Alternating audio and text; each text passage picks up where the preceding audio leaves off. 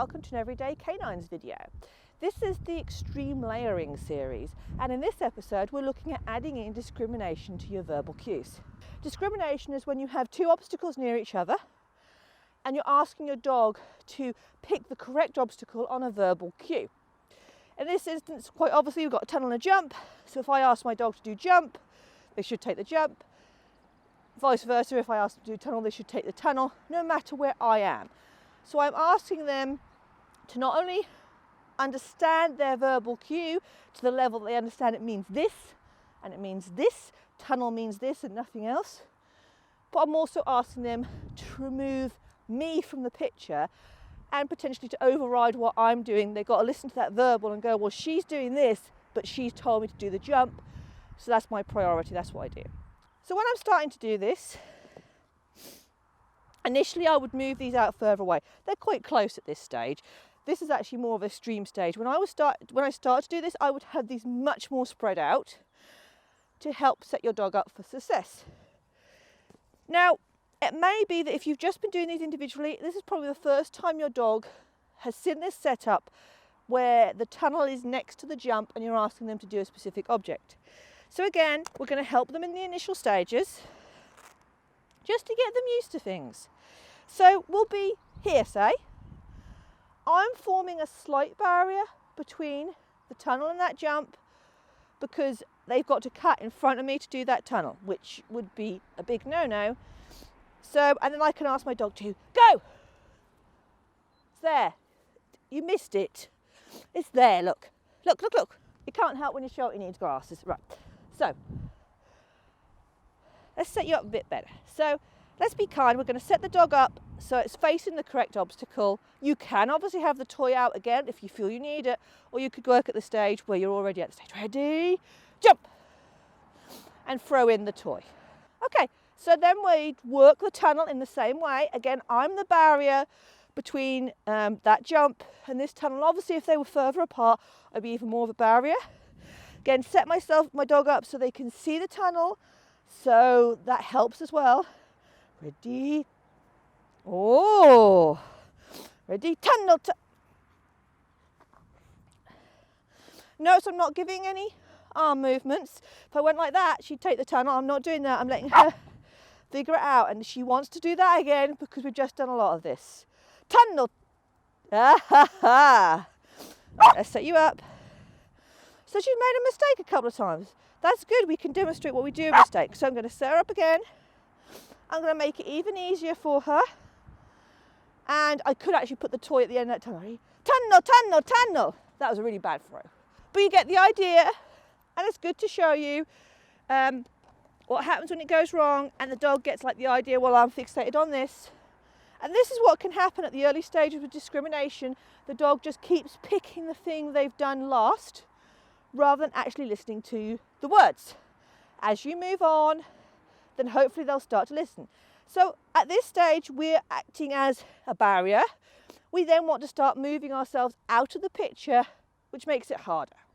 So with this setup, I would be over here because of where that jump is. And I'd want them to be on this side and be able to send them out to the jump with that arm and to the tunnel with that arm with me here. So this is that first little layer of discrimination and layering. Obviously you work at both sides. This course is reversible, so you go that side and you work on your left. This is just the side for working on right. So when I get to this stage, I'm still giving my dog a helping hand, but I'm going to set them up facing that jump. So we're giving them that extra assistance. And at the early stages of this, we may need to put the toy out. So wait. Oh dear. Oh, madam. So we're setting that toy up so that I'm offering up that tunnel as an option. I'm setting the dog up to say that is where I want you to go, but I've made that a possibility by my body position. I'm taking it out of the equation. Go! Get it! So then, of course, we'll move on to a stage. Good girl.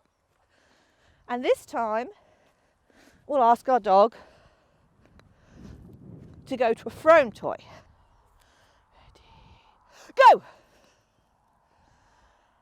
Now, I was fairly confident she was going to do that because she's just done it several times, so she's primed to do it. Don't forget, dogs are very good at patterning behaviours that bring success. That is why we have to do these elements of discrimination, because what can happen is, say you work this sequence a dozen times, always doing that jump. You would say, my dog is brilliant at layering, I can be over here, he'll do that jump. But that's because the dog has patterned that behaviour in this exercise, knowing that's what brings success. It's why they are good, easy to train, and why they will work with us, because they're very clever at doing this. What gets harder is when we start to ask them to do multiple things in an exercise and see if they can actually listen and work things out. So this time I'm going to set up Swift, and I'm going to be fair, and I'm going to set her up so she can see that tunnel. And on this side to make it even easier. Ready. Tunnel, tunnel, tunnel. Oh, that was a nice throw from Sophie, just saying. Good girl. So at this stage, I'm still offering that element of help by directing them with when I set them up so they can see where they're going, just to help them be successful. Because what we don't want to do, we don't want to push our dog to a stage where it makes lots of mistakes. We will get to a stage where there will be mistakes, but we don't want lots of mistakes in a row, because then we know we've pushed them too hard and they aren't ready for that. We want them to be able to do this with the minimum number of mistakes, maybe one error or two. But if they're getting multiple mistakes, we're not setting them up for success. So this time, I'm going to set her up. And you notice I've set her up at an angle to that jump. And I'm going to add the jump cue this time, because I think if I say go, she's going to do that tunnel. I can see she's looking at that tunnel. Ready? She wants to do that tunnel. Jump! Uh-oh! Swifties! See, I knew she wanted to do that jump. She's just done the jump. Sorry, tunnel. She's just done the tunnel. So we'll help her out a little bit. Wait. We'll throw that out there. Jump! Get it!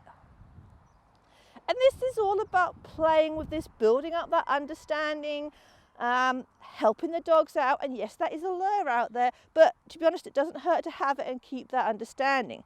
And you want to get to a stage where you can ask your dog to do either of these obstacles, and they do them instantly without a mistake, no matter where you put them. So let's try that once more with the jump. Now in this instance, the jump is the harder obstacle to do because she's facing the tunnel. So even though I've set her up at a diagonal to look at that jump, it's the harder one to do because the tunnel is here. Jump! Good girl. Did you see she thought about that one?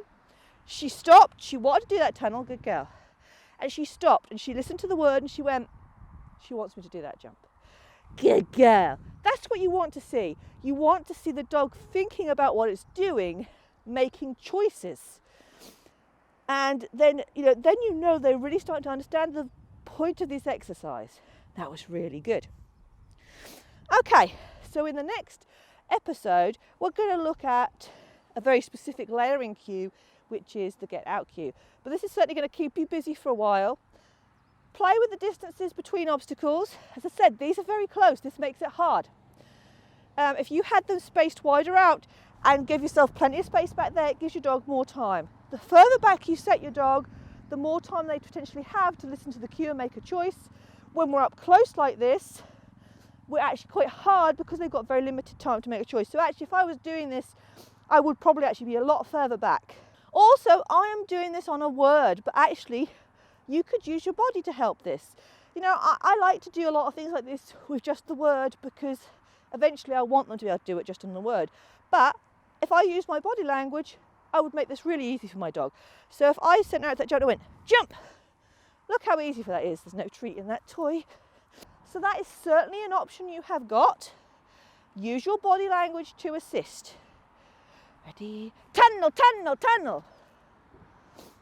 And that is certainly, I say, when I'm at this stage, I like to work with the dog, mostly on the verbal, so they're really having to think, but there's certainly no harm adding in that motion and assisting them, because on a course, we would. I hope you've enjoyed this episode of Everyday Canines, and if you have, you might like to subscribe to the YouTube channel, and you can also check us out on Facebook and Instagram, and I hope to see you all again very, very soon.